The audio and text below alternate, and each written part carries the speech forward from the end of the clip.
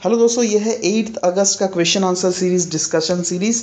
तो देख लेते हैं। उससे पहले एक छोटा सा इन्फॉर्मेशन देना चाहता हूँ। अगर आप जो नए इस चैनल से जुड़ रहे हैं उसको इतने सारी चीज़ें मिल सकते हैं। The daily news analysis channel में किया जाता है और वो न्यूज़ सारे Hindu, PIB, Indian Express, Insights on India, IAS Baba, जितने सारे सोर्सेज है, जीके टुडे, जो भी इंपॉर्टेंट मुझे लगता है वही मैं मुझे क्या मतलब जो एक्चुअली में मतलब एग्जाम पॉइंट ऑफ व्यू से इंपॉर्टेंट है ना, वही आपको मैं प्रेजेंट करता हूँ। ठीक है, तो उसके लिए भी आप अगर चाहो तो देख सकते हो। साथ ही साथ मेंस के क्वेश्चन आंसर डिस्कशन तो हर रोज किया जाता है ना।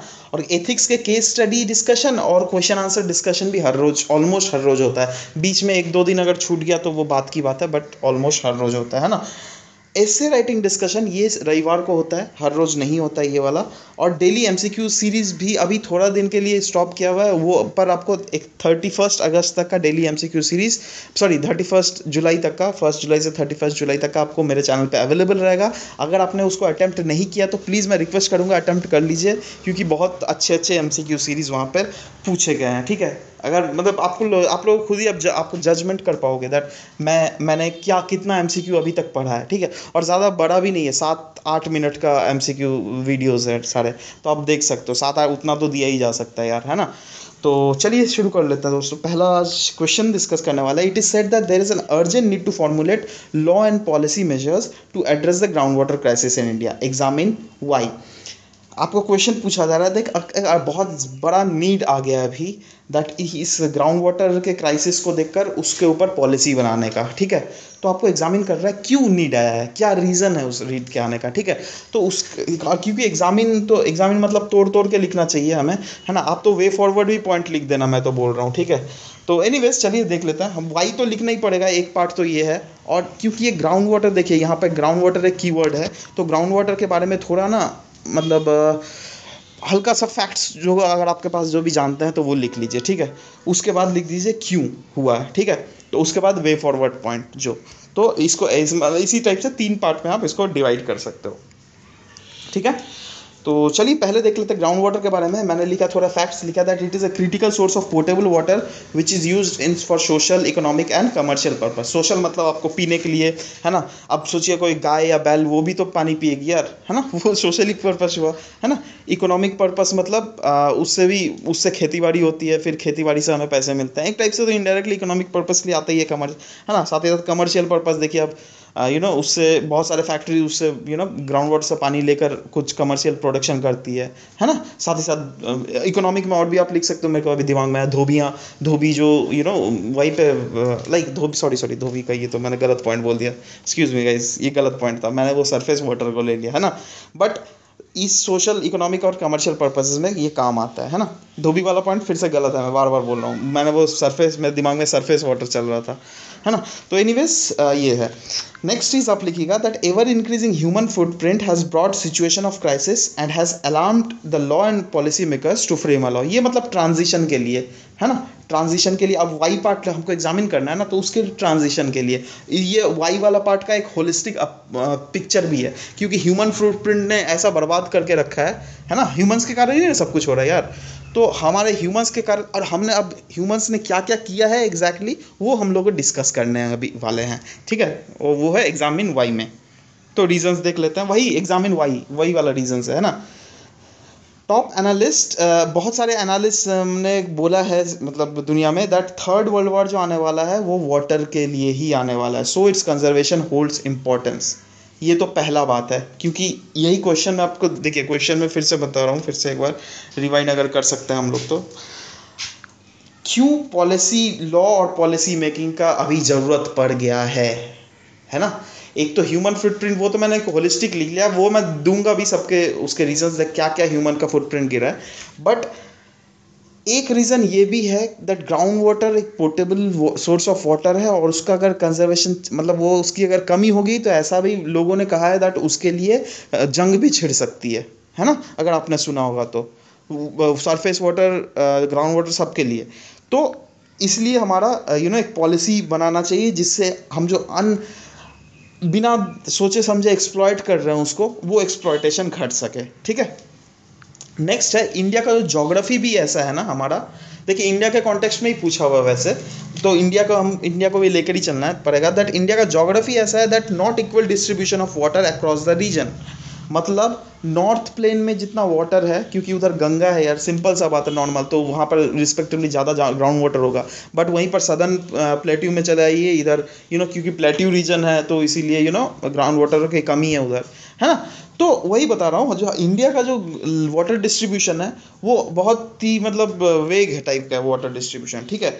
तो इसीलिए भी ऐसा ना हो जाए दैट नॉर्थ वाला बहुत पूरा ज़्यादा मतलब हद से भी ज़्यादा एक्सप्लॉइट कर दे और साउथ वाले को कुछ मिला ही नहीं, या फिर जिस ऐसा रीजन जहाँ पर वाटर ज़्यादा है वो लोग एक्सप्लॉइट कर ले और जिसके पास वाटर नहीं है, कम है, उस लोग को कुछ मिला ही नहीं, ठीक है। तो ऐसा सिचुएशन जिससे ना आए। हाँ, और ये सरकार का रिस्पॉन्सिबिलिटी है यार, सबका सबको एक साथ, सबका विकास एक साथ देखना, ठीक है। तो इसीलिए भी हमें चाहिए policy making. Next is rampant use of water by agricultural farmers, ठीक है। एग्रीकल्चर फार्मर सोचते ही नहीं है, वो लोग तो उससे पंप लगा दिया, चलो भैया यूज़ कर लो, कुछ सोच दिमाग में उन लोग का आता ही नहीं है दैट वाटर, उन लोग को पता कहाँ से होगा यार। एक तो वो लोग फार्मर्स है, वो लोग पढ़े लिखे थोड़े ना होते ज़्यादा।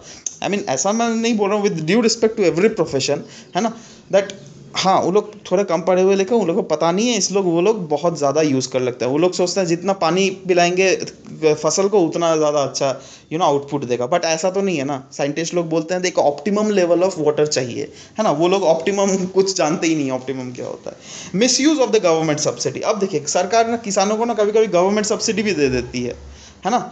तो ये गवर्नमेंट सब्सिडी अब लोग फोकट का मतलब ऑलमोस्ट फोकट ही हो गया, वो क्या बोलते हैं मोटर जो चलाते हैं ये लोग, ठीक है, ऑलमोस्ट फ्री का ये लोग मोटर चलाते हैं और एकदम कुछ सोचते ही नहीं है, क्योंकि सस्ता सस्ता इलेक्ट्रिसिटी मिल रहा है उसमें, ठीक है। तो इस दोनों का आप क्लब भी कर सकते हो पॉइंट, बट मैंने एक अलग पॉइंट लिख दिया। बट एनीवेज वही फार्मर्स ही यूज़ करता है गवर्नमेंट सब्सिडी का, ठीक है। आप लोग क्लब भी अगर चाहो तो कर सकते हो रईस। अच्छा ये तो हो गया। Lack of information delivery to the farmers of scientific usages of water. हाँ ये बहुत एक इम्पॉर्टेंट है, क्योंकि हमारी सिस्टम भी कहीं ना कहीं फेल हो गई है।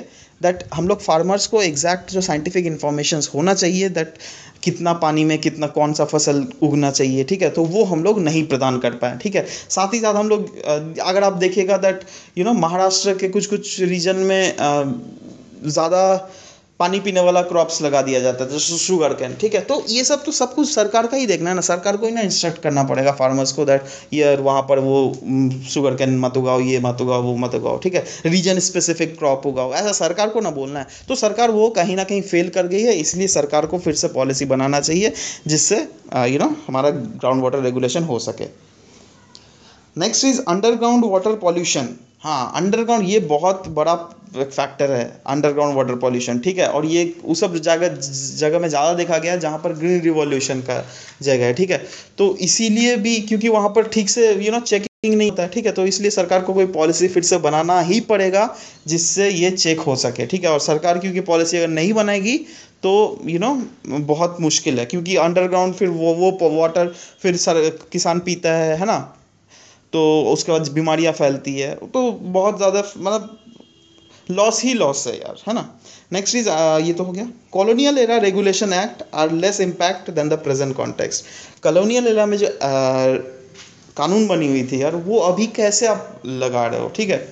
बहुत सारे ऐसे कानून हैं जो कॉलोनियल एरा वाला है, तो वो तो अभी उतना इम्पैक्ट नहीं डाला है ना, क्योंकि तब का सिचुएशन कुछ अलग था, अभी का सिचुएशन कुछ अलग है ना। तो we have to do away with those policies. Next is no location specific crop production. जैसा कि मैंने ये पहले ही बोल दिया था, वाटर इंटेंस क्रॉप लगा दिया जाता है महाराष्ट्र में, ठीक है। तो ये भी ये सब मतलब सब कुछ हम लोग प्रॉब्लम ही डिस्कस कर रहे हैं अभी ओवरऑल, मतलब यही सब रीजंस है जिसलिए कहीं ना कहीं ग्राउंड वाटर जो है एक्सप्लॉइट हो रहा है ना। इसलिए सरकार को ये सब रीजन को फोकस करना चाहिए, is as simple as that. Next is non utilization of productive potential of the present surface water to recharge the ground water, है ना। अभी भी ऐसा पोटेंशियल है जिसको सरफेस वाटर को हम लोग कंजर्व करके उससे हम लोग ग्रीन वाटर को रिचार्ज कर सकते हैं। जैसे एग्जांपल दे रहा हूँ, एक रेन वाटर हार्वेस्टिंग से चाहिए है ना। रेन वाटर हार्वेस्टिंग अगर अप्लाई किया जा सके तो उससे भी काफ़ी ज़्यादा हम लोग ग्राउंड वाटर पोटेंशियल को बढ़ाया जा सकता है। कुछ दिन पहले हम लोगों ने डिस्कस किया था करंट अफेयर सीरीज़ में राजस्थान के बारे में, है ना, जिससे एनजीटी ने राजस्थान की काफ़ी ज़्यादा तारीफ़ की थी, क्योंकि राजस्थान ने ग्राउंड वाटर पोटेंशियल को बढ़ाने में राजस्थान ने काफ़ी एक अच्छा महत्वपूर्ण योगदान दिया था। ठीक है, तो उस टाइप का अप्रोचेस अभी कहीं ना कहीं चाहिए। ठीक है, तो चाहिए कैसे चाहिए, अगर सरकार कोई लॉ कानून बनाएगी तभी ना होगा यार। वो तो राजस्थान स्पेसिफिक में वो लोग उन लोगों ने कर लिया क्योंकि राजस्थान के गवर्नमेंट ने करवाया, शायद वो कानून बनाया था, बट ये पूरा इंडिया में वैसा कानून होना चाहिए, है ना, यही है। Next is non proliferation of green revolution effect in rational manner, which has led to the regional equality and thus the groundwater level। देखिए, ग्रीन रिवॉल्यूशन जब आया, वो रिवॉल्यूशन मतलब क्या, पूरा इंडिया में आना चाहिए था, बट वो रीजन स्पेसिफिक हो गया, मतलब पंजाब के रीजन में ज़्यादा आ गया। ठीक है, और वहाँ पे क्योंकि ज़्यादा आया तो वहाँ का आप देखिएगा अभी ग्राउंड वाटर लेवल का जो वो है, मतलब जो एक्चुअली न्यूट्रिएंट प्रोपोर्शन होना चाहिए वाटर में, वो भी वाटर का न्यूट्रिएंट प्रोपोर्शन गड़बड़ाया हुआ है। ठीक है, मतलब बहुत ही ज़्यादा गड़बड़ाया हुआ है, क्योंकि लीचिंग हो जाता है वहाँ पर, हाँ, और लीचिंग होने के कारण ग्राउंड वाटर पोल्यूटेड हो जाता है। ठीक है, तो इसीलिए, जिससे ये सब ना हो, इसीलिए भी सरकार को एक बनाना चाहिए रेगुलेशन।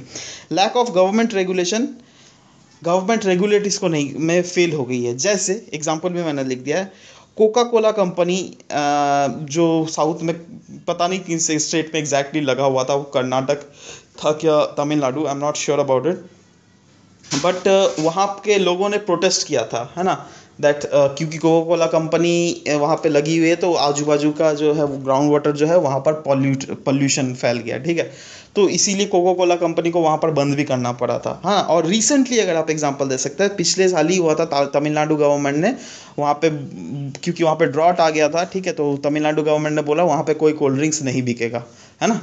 तो ये सब भी कुछ कुछ, मतलब इस टाइप के इंसिडेंट्स को फोकस करके आप बोल सकते हो दैट हाँ, ये सब हम लोगों ने अभी जो इतना सारा डिस्कस किया, ये सब इतने सारे रीजंस कहीं ना कहीं हैं जिसको देखकर सरकार को पॉलिसी बनाना चाहिए, है ना। ये these are the reasons due to which government must make policies.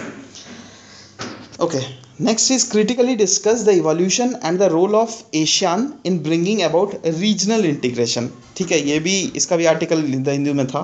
तो एनीवेज आपको डिस्कस करना है दैट उसका इवोल्यूशन, देखिए इवोल्यूशन तो आएगा नहीं, ठीक है, दैट क्योंकि एशियन का इवोल्यूशन से हमको क्या लेना देना यार, है ना। अगर इवोल्यूशन आ भी गया तो आप ज़्यादा से यही लिखोगे दैट कब फॉर्म हुई थी, ठीक है, किस डिक्लेरेशन के तहत फॉर्म हुई थी, है ना।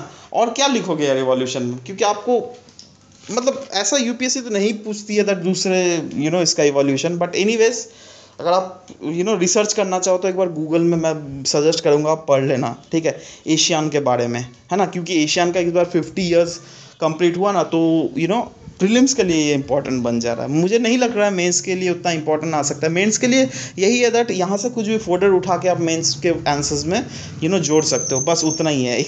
मतलब एक्स्ट्रा अगर ऐसा शायद ही पूछेगा, है ना।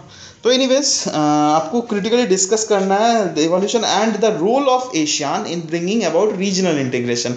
मैंने इस आंसर में मैंने इसको ज़्यादा फोकस किया, ठीक है, मैंने ये वाला डिस्कस नहीं किया ज़्यादा, है ना। जस्ट मैंने थोड़ा लिख दिया क्योंकि मेरे को खुद ही नॉलेज नहीं है, तो मैं आप लोगों को क्या बताऊँगा यार, है ना, गलत नॉलेज सुन नहीं देना चाहिए ना, तो है ना।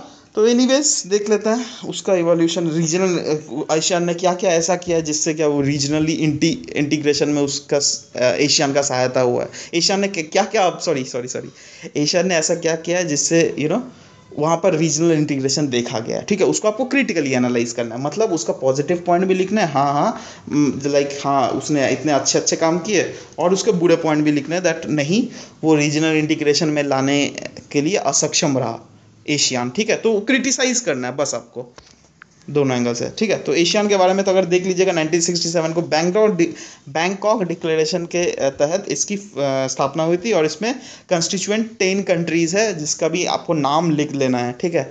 नाम जैसे म्यांमार, थाईलैंड, लाओस, कंबोडिया, उसके बाद वियतनाम, और भी जितने सारे हैं, ठीक है, सब कुछ का नाम लिख दीजिएगा। अच्छा, अब इसका role in bringing regional integration, ये हम क्रिटिकली एनालाइज करने वाले हैं, है ना। तो इसके दोनों एंगल हम लोग को देना है दैट उन्होंने क्या क्या अच्छा काम किया है। पहला अच्छा काम क्या है that Asian has broadened the regional cooperation and discussion by the use of ASEAN Regional Forum. वहाँ पे एशियान में एक एशियन रीजनल फोरम होता है जिसके तहत वो लोग डिस्कस करते हैं दैट हमें कैसे कॉपरेट करने से कैसे हमारा पूरा एशियन रीजन ग्रोथ कर सके, ठीक है।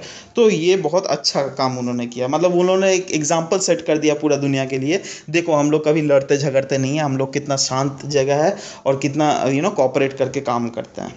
Agreement to smoothen the barrier-free trade movement of goods, services, capital, whatever, skilled labor, सब कुछ घुसा दीजिए, ठीक है। तो उन्होंने एक एग्रीमेंट भी साइन किया जिसके तहत मतलब स्मूथ कर देंगे वो लोग movement of good service capital skill labour everything, ठीक है। तो it is a short of integration thing only, ठीक है।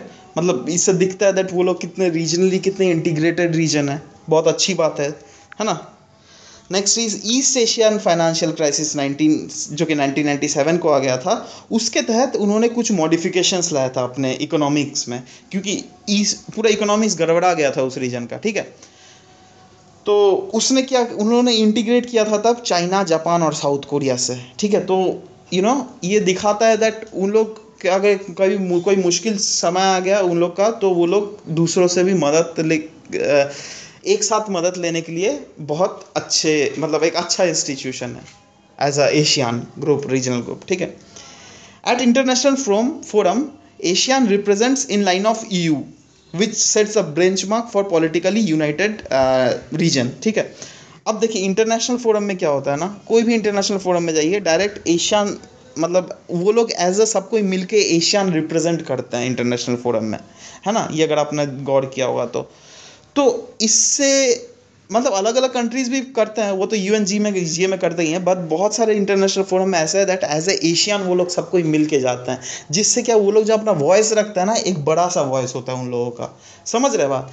तो इन लाइन्स ऑफ EU जैसे यूरोपियन भी यूनियन एज अ इंस्टीट्यूशन जाता है कहीं पर, ठीक है, वैसे एशियन लोग भी एज ए इंस्टीट्यूशन जाते हैं, जो क्या उन लोग को दिखता है, मतलब इससे हम लोग क्या देख सकते हैं दैट उन लोग में पॉलिटिकली कितनी यूनिटी है, ठीक है। तो एक टाइप से वो लोगों ने, मतलब हम लोगों ने क्वेश्चन जो पूछा हुआ है दैट कैसे ये इन्होंने रीजनल इंटीग्रेशन लाने में सक्षम हुए हैं, तो वो हमने एक्सप्लेन करके लिख लिया, ठीक है, वाइडर एंगल में लिखा है, ठीक है। और भी अगर कुछ एंगल है तो मैं रिक्वेस्ट करूँगा आप कमेंट सेक्शन में लिखो, मैं भी सीख लूँगा। अब हाउएवर बट कुछ कहीं पे फेल भी कर गए, वो कौन कौन से रीजन है। It has unable to contain the Chinese influence. अब देखिए चाइनीज़ इन्फ्लुएंस को रोकने में असक्षम है ये, ठीक है, क्योंकि चाइनीज़ आपको पता है दैट म्यांमार को चाइना का बहुत ऊपर कंट्रोल है, ठीक है। साथ ही साथ साउथ चाइना सी में तो आप देख ही रहे हैं क्या कर रहा है, ठीक है, वियतनाम के ऊपर इतना अत्याचार कर रहा है, ठीक है। तो कहीं ना कहीं वो लोग फेल कर गए उनके चाइना के इन्फ्लुएंस को कंटेन करने में। Military dominated rule in Myanmar, ठीक है, मतलब आप क्वेश्चन में तो पूछा हुआ है ना रीजनल इंटीग्रेशन, बट यहाँ पर क्योंकि मिलिट्री डोमिनेटेड रूल है म्यांमार में, तो रीजनल इंटीग्रेशन कहाँ से आया भाई, वहाँ पे मिलिट्री चला रही है ना, और मिलिट्री कभी जनता का बात मानती ही नहीं है, it's as simple as that, ठीक है। तो वहाँ पर कहीं ना कहीं डाइल्यूट हो गया है, मतलब ऐसा तो नहीं बोल सकता रीजनल इंटीग्रेशन पूरा बाहर में चला गया है, बट डाइल्यूट हो गया है वो इंटीग्रेशन, ठीक है। तो वही है क्रिटिसिज्म पॉइंट में हम आप पॉइंट लिख रहे हो। Next is different perception of economic colonialism by China. देखिए हर एक कंट्री ले लीजिए, हर एक कंट्री का अलग अलग परसेप्शन है, ठीक है। अब म्यांमार का जो मिलिट्री जनता है वो सोचती है दैट नहीं, चाइना जो हमारे लिए कर रही है वो हमारे मदद के लिए है, ठीक है। और म्यांमार का अगर नॉर्मल डेमोक्रेटिक जनता है वो सोचती है नहीं भैया, हमारे ऊपर चाइना मतलब इकोनॉमिकली कॉलोनाइज कर रही है, ठीक है, समझ रहे बात, क्योंकि थोड़ा पैसे वैसे देती है, मतलब अपने मैंने रडार में लाने के लिए चाइना सबको, ठीक है। तो इसलिए कोई कोई सोचता है दैट चाइना हमारे देश के भले के लिए कर रहा है, बट कोई सोचता है नहीं, चाइना हमारे लिए इकोनॉमिकली कॉलोनाइज कर रहा है, ठीक है। तो वो एक्चुअली में तो इकोनॉमिकली कॉलोनाइज ही ना करना चाहता है चाइना, तो ये उन लोगों के द्वारा समझ में नहीं आ रहा है, समझ रहे बात। तो ये अभी हो गया एक क्रिटिसिज्म पॉइंट, ठीक है। Next is recent growth of Islamic radicalism. अभी रिसेंटली आपने फिलीपींस में देखा है दैट अटैक हो गया है IS के द्वारा। तो ये क्या है, आप क्वेश्चन में क्या पूछेंगे, रीजन इंटीग्रेशन, बट वो तो डिसइंटीग्रेट हो रहा है और भी, है ना। तो ये भी आप क्रिटिसिज्म पॉइंट में लिख सकते हो। साथ ही साथ inability to control the drug hotspot, Golden Triangle कहाँ कहाँ लाई करता है ना, यही ना म्यांमार थाईलैंड रीजन में। तो यही आप बता सकते हो दैट वहाँ पर तो गोल्डन ट्रायंगल लाई कर रहा है, ठीक है, जो कि जिसने ड्रग ट्रैफिकिंग को रोकने में असक्षम हो गया है, ठीक है। अगर रोकने में सक्षम होता तो हम बता सकते हैं दैट हाँ कहीं ना कहीं सब कोई एक रीजनली इंटीग्रेट हो रहा है, ठीक है। तो वो तो असक्षम हो गया है, ठीक है। तो ये सारे पॉइंट्स आप लिख सकते हो दैट उसके क्या बोलते हैं उसको, क्रिटिसिज्म पॉइंट में, ठीक है दोस्तों। तो अभी तक के लिए इतना ही रखता हूँ, मिलते हैं नेक्स्ट सेशन में, till then bye bye, take.